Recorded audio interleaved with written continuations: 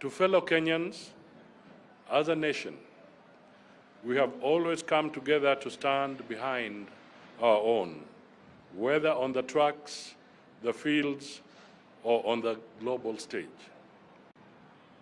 Just as we cheered our athletes in the recent Olympics, let us lend our full support to Honorable Raila as he carries the Kenya flag high in the race for the chairmanship of the African Union Commission. This is more than a candidacy. It is a national mission. Honorable Raila Odinga represents Kenya's voice, values, and aspirations on the continent. As he steps forward, let us stand with him, not just as a government, but as a united people. At this stage, let me just say that it is also programmed that next week, on the 27th of August 2024, His Excellency President Ruto will be formally launching the candidacy of the Kenyan candidate in the name of Raila Odinga. Thank you all, and God bless Kenya, God bless Africa. At this juncture, may I now invite the Right Honorable Raila Amolo Odinga to make his remarks.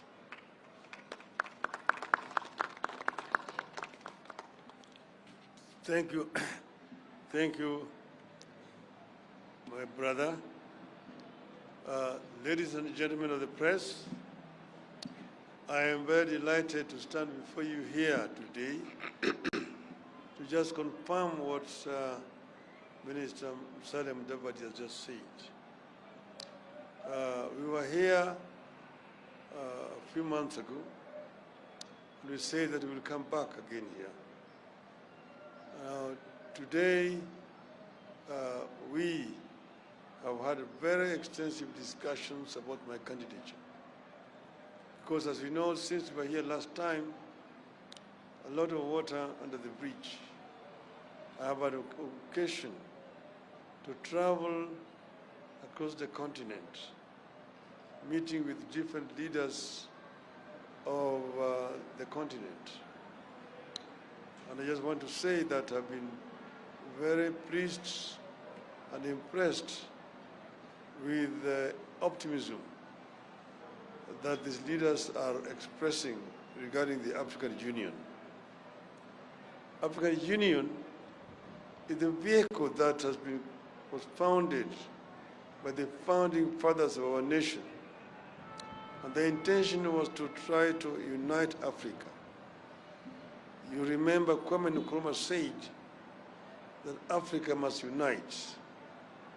Unite or we perish. And over the years, there have been challenges that have been faced by leadership of the continent. But I want to say that we're happy to see that today the African Union has come of age from the ashes of the Organization of African Unity. But the African Union needs to be strengthened for it to be able to enable African countries to realize the dream of the founding fathers of our continent. A united, peaceful, and prosperous Africa, where the citizens themselves feel that they are free as a people and united and can work productively in the continent. There are several areas where Africa is having a problem. Issues of health care, issues of education, issues of wealth creation, Employment in the continent is a major issue. As you know that many young African boys drown in the Mediterranean as they try to run away from the poverty and other challenges in the continent, seeking greener pastures in Europe. This does not have to happen.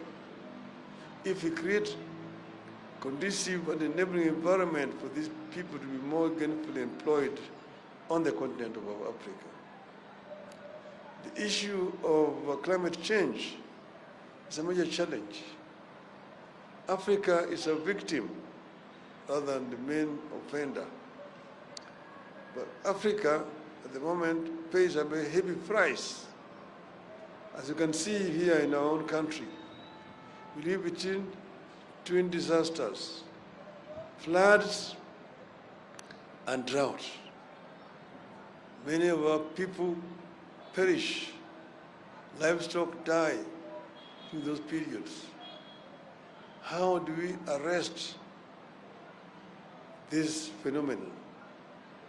How can we make a contribution?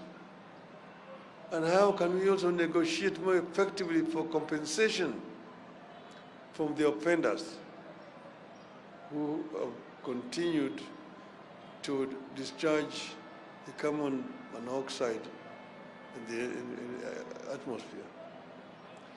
We need a stronger voice. As individual countries, Africa is weak. But as one united Africa, we can have a much stronger voice to be able to negotiate more effectively for compensation. Energy is another major issue here. Most African countries suffer from energy deficiency. Yes, Africa itself has got an abundance of resources for renewable energy. We have a lot of solar energy potential on the continent. We have geothermal, we have wind, we have waves, we have hydro in large quantities, which we all need to harness to make Africa energy self-sufficient.